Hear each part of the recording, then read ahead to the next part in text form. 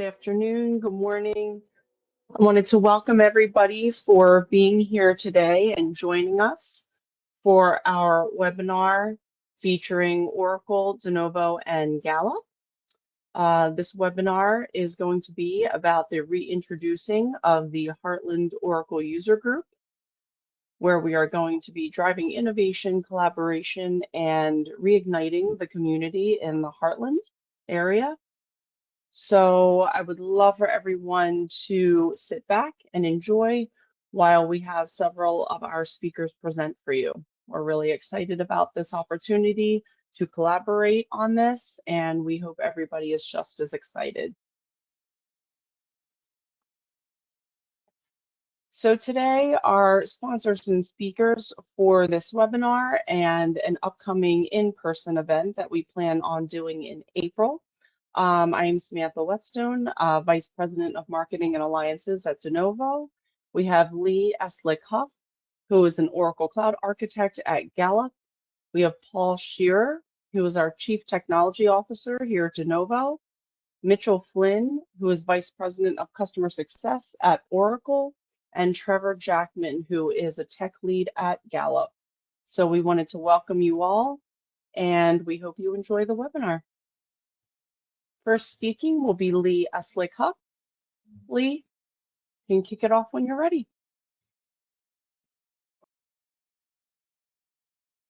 Great, thanks, Samantha. Welcome, everyone. We're excited to have you here today. I am joining you from, it's probably a little hard to tell, it's a little bright and sunny, but I'm here in beautiful Omaha, Nebraska at our Gallup Omaha Riverfront campus, which, as Trevor will tell you a little bit later today, will be the host of a great, exciting upcoming event that we're going to have for the Heartland Oracle User Group. So what is the Heartland Oracle User Group? Well, it's a totally grassroots organization, so it's not anything that Oracle is telling us that we need to do or Oracle's providing the support for, but it's really customer led. So it's open to any Oracle customers, partners, and prospects across the region, and really focused on that collaboration and education. So if you're on this webinar, you're obviously familiar with Quest. You're probably also familiar with the other national Oracle user groups.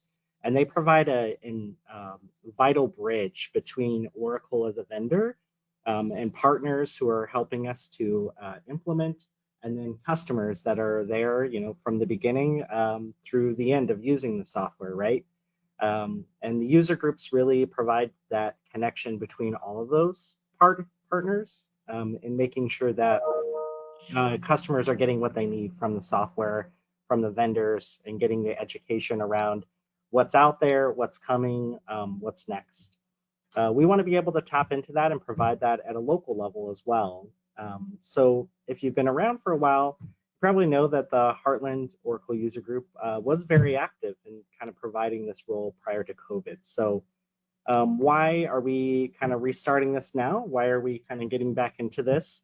Well, it's really because we need it now more than ever, with continuous innovation and new features coming out from Oracle on the SaaS platform every quarter. It can be very difficult for customers, speaking for myself, to stay up to date.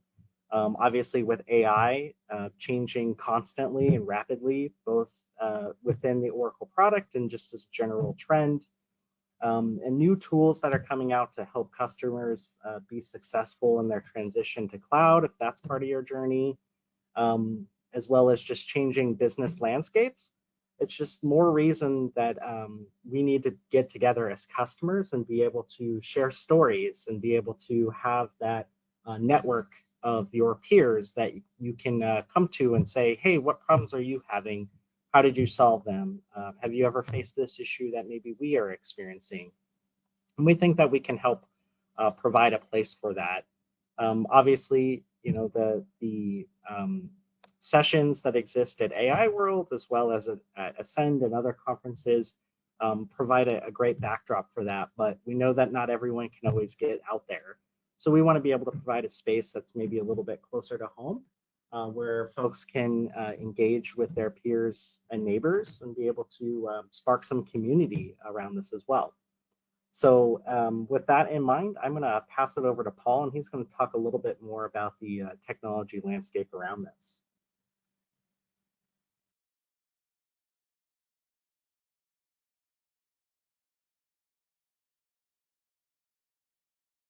Hi, everyone. I'm Paul Shearer. I'm Chief Technology Officer at Denovo, and I'm really excited to be here today, getting to talk about one of my favorite topics, which is artificial intelligence.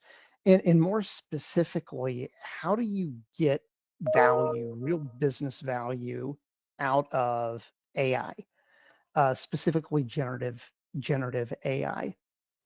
So we'll talk about that for a couple minutes. We'll talk about a framework to use when thinking about AI and how to use it within the enterprise.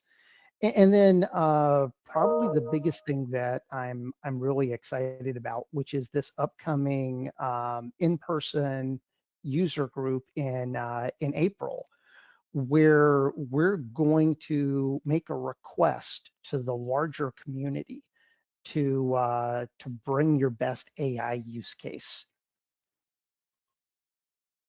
So if you could go to the next slide. So I don't know how many of you all saw this, but this was a recent study that came out from MIT. This was probably about 4, maybe 5 months ago. And it talks about how of uh, publicly traded companies that had internal AI initiatives or pilots, that 95% of them failed to deliver any meaningful value to their organization. Why is that? Well, in a lot of ways, it comes down to something that I jokingly refer to as steak knife syndrome. So when I was growing up, we had this terrible problem at my home. All of our steak knives, the tips of the steak knife was broken off. You know what's up with that? Well, it turns out that a steak knife also makes a great substitute for a Phillips screwdriver if you can't find one. You know, in growing up, we didn't have steak that often, but there was always scenarios where I was needing to take out a Phillips screw for one reason or another. So I was constantly using steak knives. I was breaking off the tips in the process. But at the end of the day, I was getting the screws out. I was getting the screws back in. In a lot of ways, this is analogous to what's going on with generative AI today. Everybody is really excited about it. Everybody sees the value in the vision for what it can deliver. Uh, but unfortunately, a lot of these organizations are using it for what are inappropriate use cases, or at least inappropriate use cases based on today's current state of the technology. So when I think about artificial intelligence, I generally will break this up into kind of 3 different categories. So I've got quantitative problems. And quantitative problems, these are numerical, and I'm generally dealing with structured data. I've got qualitative problems. Qualitative problems are messy and unstructured. And then lastly, I've got this third category that I call software engineering problems. And the reality is, when it comes to generative AI and artificial intelligence, it's a really good fit for qualitative problems, meaning that you've got that messy, unstructured data, you've got imprecise heuristics that you're applying to it. It's also phenomenal for software engineering problems. Um, Literally, I do more coding these days using generative AI than I do without it. It is fundamentally a game changer. Where businesses get in trouble, though, is that very first category, quantitative problems. And these are where you're going to have numeric inputs and you're expecting numeric outputs. And you've got very clearly designed or defined business rules that are telling you how this all works. You know, that is a use case for a fantastic business intelligence solution. That is a use case for programming. That's not a great use case for generative AI. Generative AI, you can use that for quantitative problems, but it's going to be highly inefficient and less precise and less accurate. So if you're willing to accept something that's going to take longer to get the answer, is going to cost you more money to get the answer, and is going to give you a less accurate answer, that's what you're getting on the quantitative side right now. And that's where I really think that these 95% of use cases are failing, is that they're trying to use this for those quantitative problems. The qualitative problems are where that real value and differentiation comes within an organization. And I'll give you one example of a use case, kind of very practical. Everyone thinks about document automation these days, and you know this is not something new. It's been around for decades. With document automation, document understanding, you're basically taking these artifacts that are coming in, and you need to take the data out of that artifact, generally maybe a scanned invoice or shipping document, and you want to turn that into structured data. So traditionally, we would do that by using what's called data labeling. So let's say I've got 25 different types of invoices that are going to be coming in. I take all those 25 different document types and I go through and I give it an example and I label the data. This field maps to this. This field maps to this other thing. And then using that data labeling, that's how these traditional products work. But let's say, what if instead of 25 different document types that you're dealing with, you've got 3,000 different, and they're all different. They're largely unique. Well, data labeling is not going to make sense. And historically, in that situation, organizations have just literally found it cheaper to have humans taking the data, reading it, coding it in.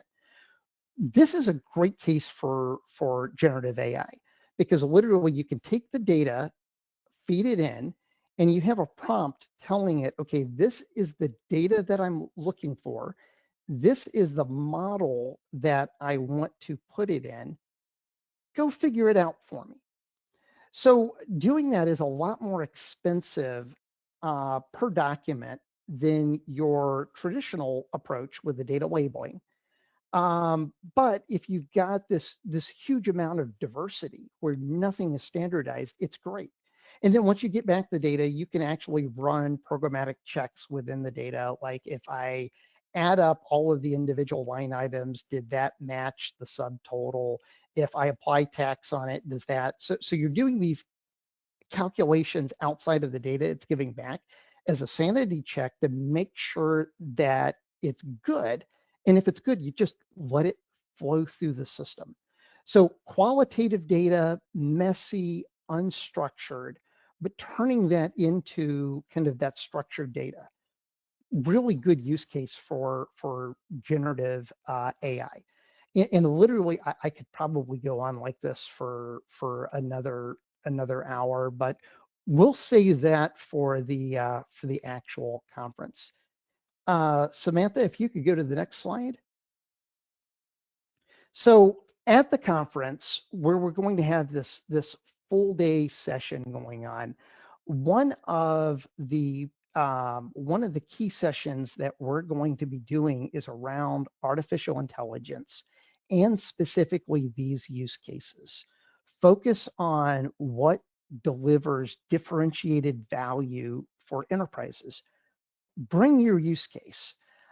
Be prepared describe what the business problem is and how you're using or how you're planning on using AI to address it, and what AI. So the whole thing will take about 5 minutes that you'll present on that. And at the end of it, we're all going to collectively vote on what we think those the best use case is. And whoever comes with the best use case is going to get that $100 gift card. Now, the $100 gift card is fun and everything, but the real value of this is just kind of the explosion of popcorn going off in your mind, thinking about how other companies are leveraging it, things that you might not have thought of. Maybe you don't have that exact problem, but you've got something similar, and it just really kind of generates that internal dialogue of, I bet we could do this and solve that problem. So please come and join us. I am so excited about this session, about this conference getting relaunched, and I can't wait to see everyone in Omaha.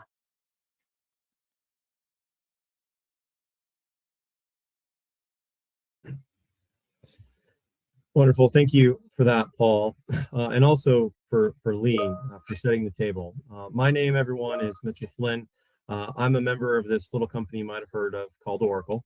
I'm part of our customer success services organization.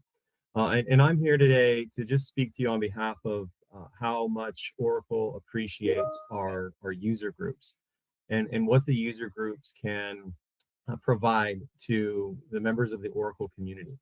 And before I jump in a little of that, I want to go back to September. Lee and I actually got the chance to meet together in person in Kansas City.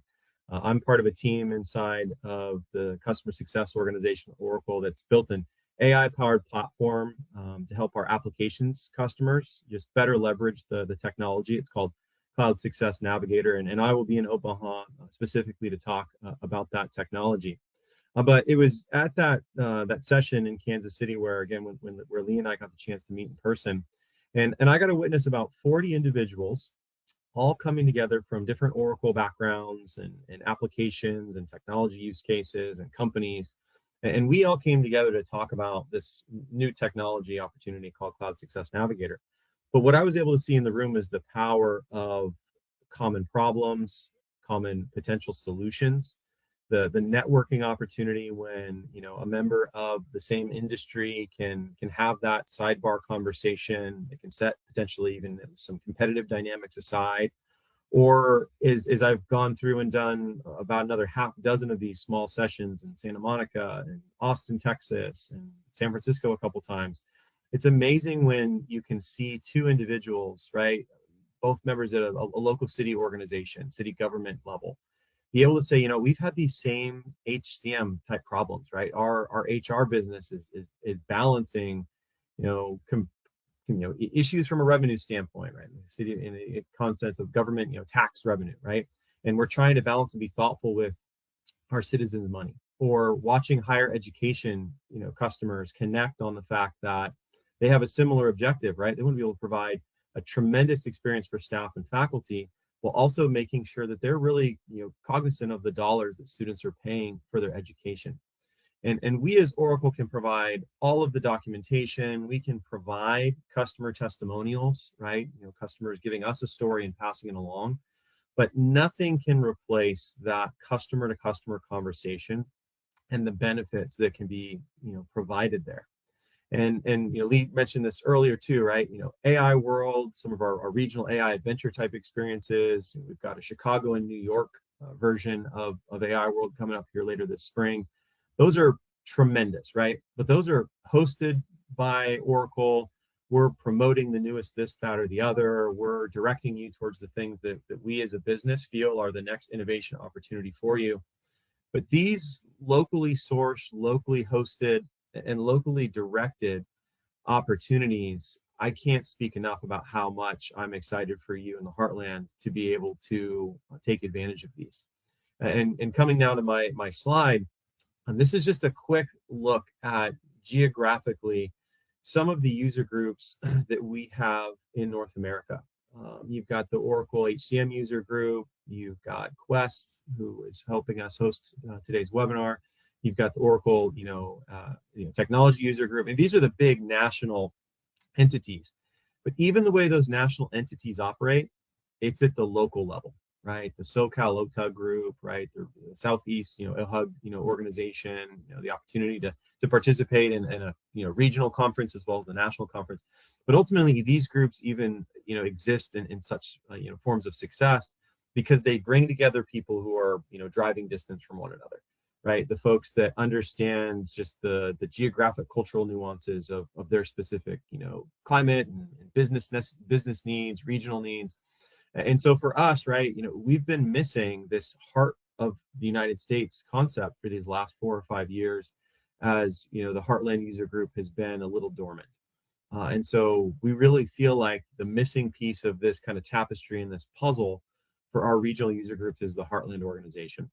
And so I'm incredibly excited for what's going to take place at the end of April, because as Lee and his peers at Gallup have really seen the desire and have personally been taking on the responsibility and committing the time and energy to have today's conversation and obviously then the build up and the actual date in April. They've asked the de novo team from a partner perspective to challenge us to think about our best use cases in the climate of AI. And then they've also asked us as the Oracle team, from the technology vendor perspective, to really show up and provide a tremendous opportunity for our in-person attendees to just wrestle with this technological landscape that Paul just walked us through. And so we're going to be having Oracle hosted sessions around Cloud Success Navigator so that you can see how a personalized AI experience can make recommendations for how you can leverage an understanding from Oracle of what you're using and what you should do next. And then the Oracle solution engineering team is going to host what we call an AI adventure concept, where you're going to actually be able to come and do hour or 2 hour long, in-depth AI-based use cases. These are hands-on, laboratory style activities. You'll be in front of a laptop in the room, and we're going to work through common ERP use cases and HCM use cases, and then also just general, the perspective of the CIO from a SaaS Gen AI perspective, standard AI, right? Just what is the right tool to use at the right time?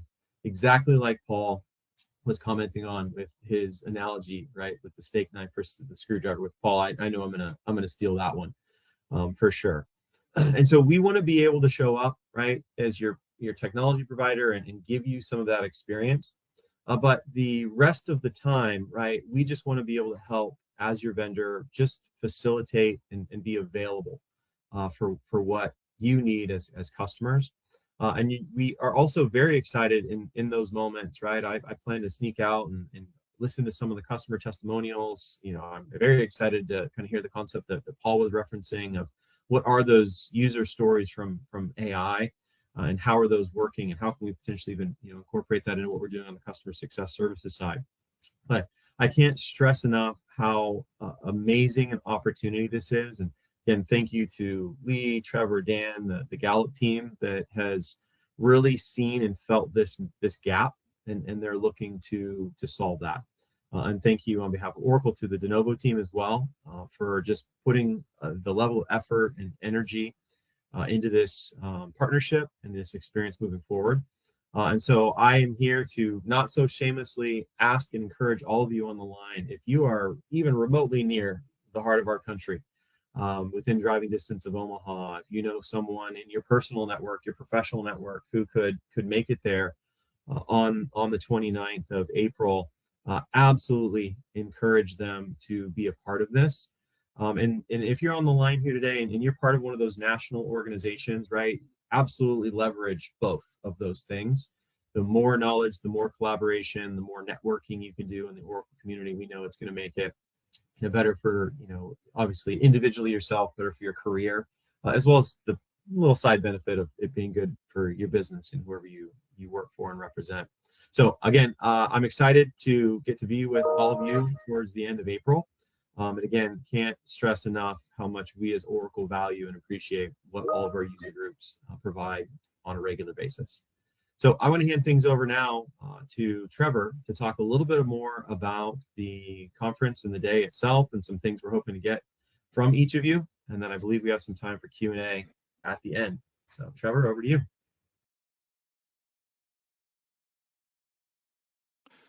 Hello, everyone. My name is Trevor Jackman. I work here at Gallup, and I've been on the board of the Heartland OUG for some time now. And as Lee mentioned earlier, the news is out. We are bringing back our annual Heartland Oracle User Group Conference this spring. It will be hosted at Gallup on April the 29th. After a 7 or 8 year absence, we are bringing the conference back because now more than ever, there's so much to learn. There's so much to share in the whole world of Oracle.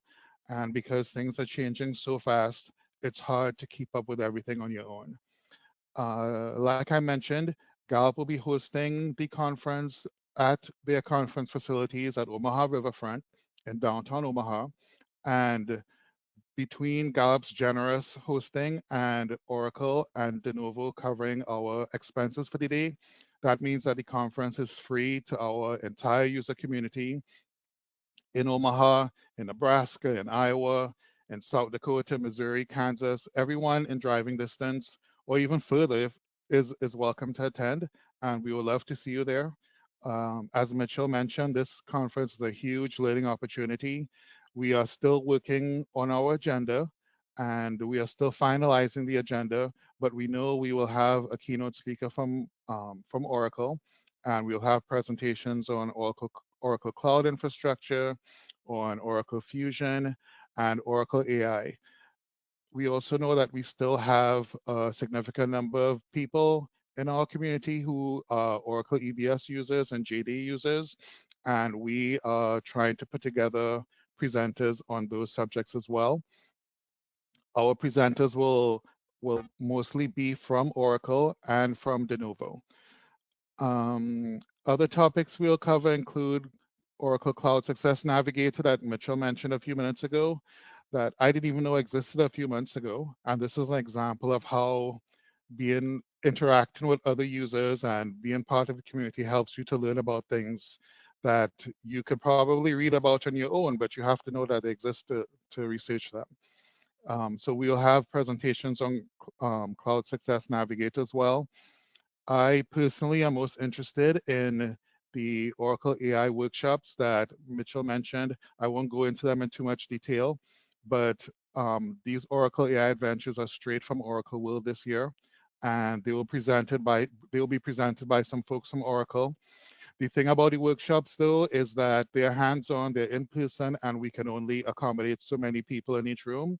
So it's very important for you to get registered for the conference. The link on your screen, and to sign up for our emails so that you can keep up to date as the agenda and the schedule for the day fleshes out. I also want to take this opportunity to call on all of you. If you would like to present on things you have learned and things you have done at your company or done on your own in Oracle World in the last few years, we would love for you to present to the group and to share what you have learned. And you can just get in touch with us through the registration page or just email us at registration@heartlandoug.net. I am very much looking forward to seeing all of you guys in Omaha on April the 29th. Again, the conference is free to all of our user community. Even if you are just considering Oracle right now, or you're still in your migration to Oracle, we would love to have you on that day. So sign up using the link on your screen, and we'll see you in a few weeks. Back to you, Samantha, I think. Great, Trevor. Thank you so much. Thank you so much, everybody, for speaking to the masses today. We're really excited about this event. And now would be the time if anyone on the line has any questions, any comments, any ideas for the April 29th event. We'd love to hear from you. We would love to answer your questions here live. We'll also be able to answer any questions by scanning the QR code, reach out to us. We want to keep everybody informed of any updates for the upcoming event as well. So if the team is still on, we do have a question from somebody. Let me see. For someone who is new to the Heartland Oracle user group, what's the biggest value of attending versus solely relying on Oracle documents or online resources? I don't know who wants to take that question on, but Paul, Mitchell, Lee, or Trevor? I could answer that question if you don't mind. Great, thank you. So this is Trevor again. Why is the OUG more useful than online documentation? Well, as fun as it is to read Oracle's documentation, the value of going to the conference is you will find out about things that you didn't know you could research. So 6 months ago, I didn't know Oracle Cloud Success Navigate even existed. But because of a coworker of mine going to a user group, going to a presentation, that's how we found out it existed. And it and the other reason is things are just changing so fast, and there are so many things to learn. Oracle puts out, for Fusion, for example, Oracle puts out releases every quarter. It is very difficult to keep up with everything on your own. You could be reading all day and still not get caught up. So interacting with your peers and interacting with other customers, learning what worked for them and what they had to look out for and what sticking points they may have had, all of these are benefits from learning from your colleagues rather than trying to stick it out on your own. Great, Trevor. Thank you so much for answering that question. That is great. Is there any other questions at all from anybody? Okay, great. I don't see any more questions right now, so we'll go ahead and start wrapping up.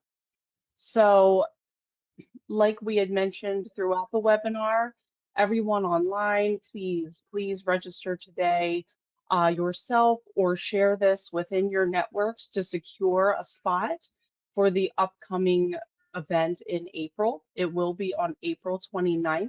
We are going to have much bigger lists of details to come. So please, again, scan the QR code, reach out to us, ask us any questions that you might have, and we would love to start securing opportunities for presentation as well. We welcome all customers. We welcome all businesses that have questions and are interested in learning more, especially about the AI landscape, what is happening, what to expect. And we're really excited to see everybody. So if you have any other questions at all, we'll be doing a follow-up as well. And please let us know if there's anything else you guys would like to know. So we're really excited, looking forward to seeing everybody. Thank you so much for joining. And thank you, Paul, Mitchell, Lee, and Trevor for really teaming together and bringing this rejuvenation back to life.